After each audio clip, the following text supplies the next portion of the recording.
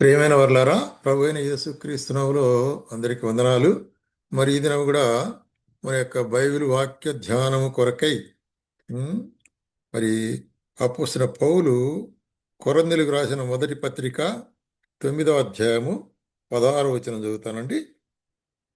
నేను సువార్తను ప్రకటించుచున్నాను, నాకు అతిశయ కారణం లేదు. సువార్తను ప్రకటించవలసిన భారము నా మీద మోపబడి ఉన్నది. అయ్యో, నేను సువార్త ప్రకటింపకపోయిన ఎడల నాకు శ్రమ. ఇక్కడ అపోస్తలుడైన పౌలు ఒక ప్రాముఖ్యమైన విషయాన్ని చెప్తుంటున్నాడు. ఏమంటున్నాడంటే, సువార్త ప్రకటించుట అనేటువంటిది నాకు ఇవ్వబడిన ఒక బాధ్యత అది. ఆ?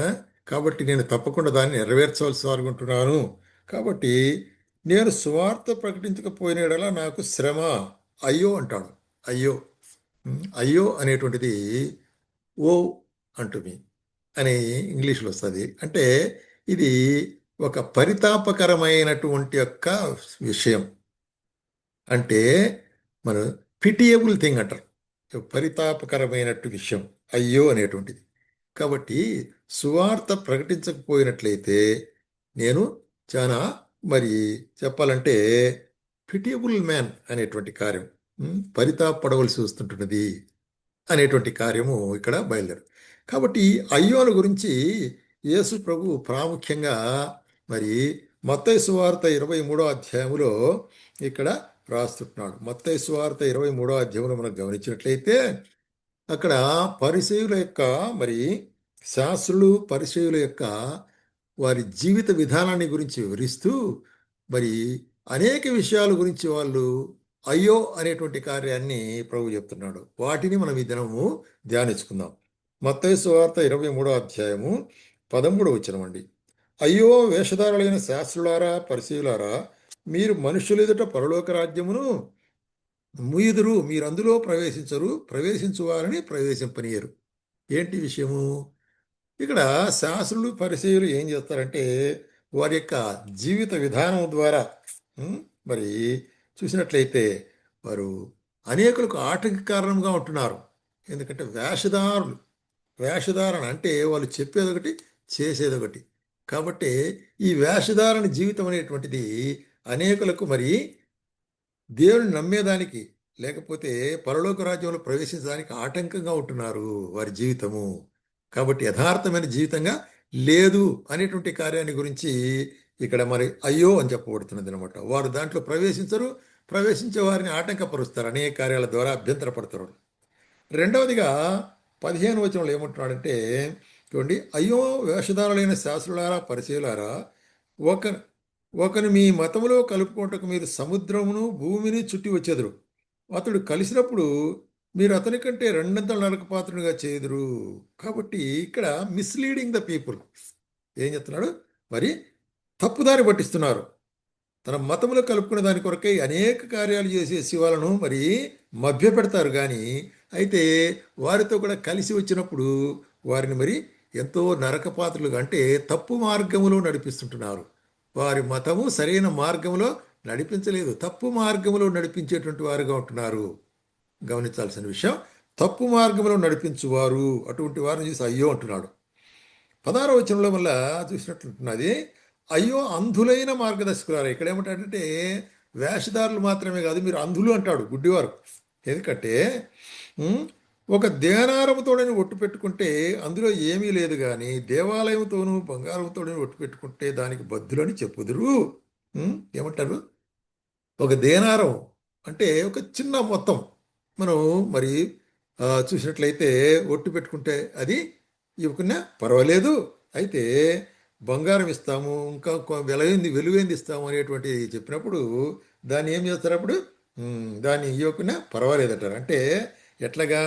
ఒట్టు పెట్టుకోవడములో చిన్న విషయాల్లో నమ్మకం ఉంటే చాలు, పెద్ద విషయాలు ఒట్టు పెట్టుకుని తీర్చాల్సిన పని లేదనేటువంటి ఎంత మరి అంధులుగా వీరుంటున్నారు. చిన్న విషయాల్లో మనం నమ్మకం ఉంటే పెద్ద విషయాల్లో మనం చేయకున్నా పర్వాలేదంటే ఎంత ఒక అంధత్వమైనటువంటి ఒక బోధగా ఉంటున్నది అనేటువంటి కార్యము. అందుకే వారిని అందులారా అంటున్నాడు. కాబట్టి దేవాలయం కంటే మరి మరి చూసినట్టయితే బంగారం పని ఎక్కువ కాదే. దేవాలయం మరి బంగారును పరిశుద్ధపరిచే దేవాలయం కాబట్టి దాని తోడుని పట్టుకుంటూ దానికి బాధ్యులట. రైట్. తర్వాత మరి ఒకసారి 23వ వచనంలో మనం గమనించినట్లయితే 23వ వచనంలో ఏమంటున్నాడు? అయ్యో వేషధారులైన శాస్త్రులారా పరిశీలన మీరు పుదీనాలను సోపు జీలకర్రలతో 10వ వంతు చెల్లితురు ధర్మశాస్త్రంలో ప్రధానమైన న్యాయమును కనికరమును విశ్వాసం విడిచిపెట్టారు. ఇక్కడ ఏమో జరుగుతుంది? 10వ వంతు దశమభాగం ఇవ్వాలనేటువంటి ధర్మశాస్త్ర ప్రకారం చెప్పబడితే దశమభాగం ఏ దాంట్లో ఇస్తారంట?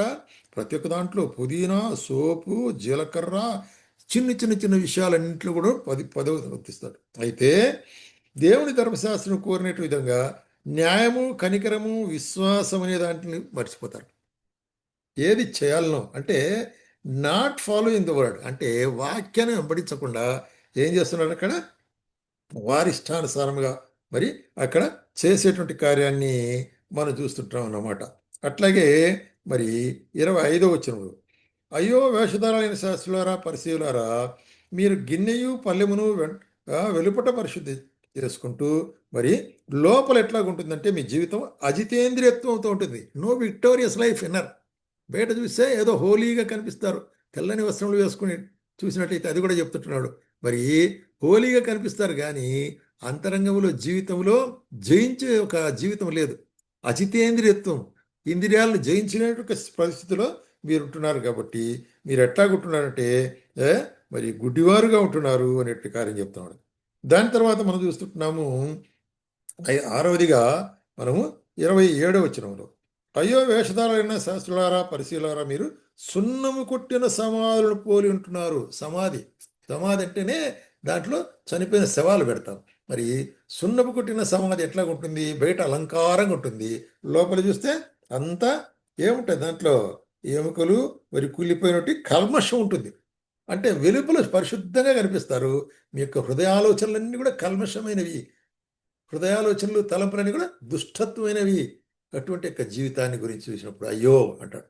కాబట్టి అదేవిధంగా 7వదిగా మనం ఇక్కడ చూస్తున్నాము 29వ వచనంలో అయ్యో వేషధారులైన శాస్త్రులారా పరిశీలారా మీరు ప్రవక్తల సమాధులను కట్టించుతారు కానీ మరి వారి బ్రతికునేటప్పుడు వారిని చంపేదానికి మీరు తోడ్పడిన వారు ఉంటున్నారు అంటాడు.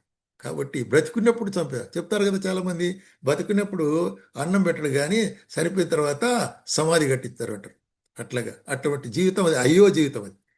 ఇవన్నీ కూడా వేషధారణతో కూడిన జీవితము. కాబట్టే మనము ఈ అయ్యో అనేటువంటి లేక యొక్క పరితాపకరమైన జీవితం అనేటువంటి దాన్ని మనం గమనించాల్సి ఉంది. కాబట్టి ఈ కార్యములు మనము సెర్చ్ చేసుకోవాలని చెప్పి మరి పరిశుద్ధ గ్రంథములో మరి యేసు ప్రభు ఈ కార్యం రచించినాడు. అదేవిధంగా మన స్వార్థ విషయంలో కూడా మరి మనం స్వార్థ ప్రకటించడానికి కొరకే పిలువబడినాం. అయితే మనం ప్రకటించకపోతే అయ్యో అంటాడు. కాబట్టి ప్రేమైన సహోదరి నీ జీవితంలో కూడా మరి మనం చూసి ప్రభు అయ్యో అన్నట్లు ఉండకూడదు. ఎందుకంటే ఆయన మనల్ని మరి భలా మంచి నమ్మకమైన దాసులని మెచ్చుకునేటట్టు మన జీవితాల్లో ఉండాలా అనేటువంటిది మనం గ్రహించవలసిన వారుగా ఉంటున్నాం.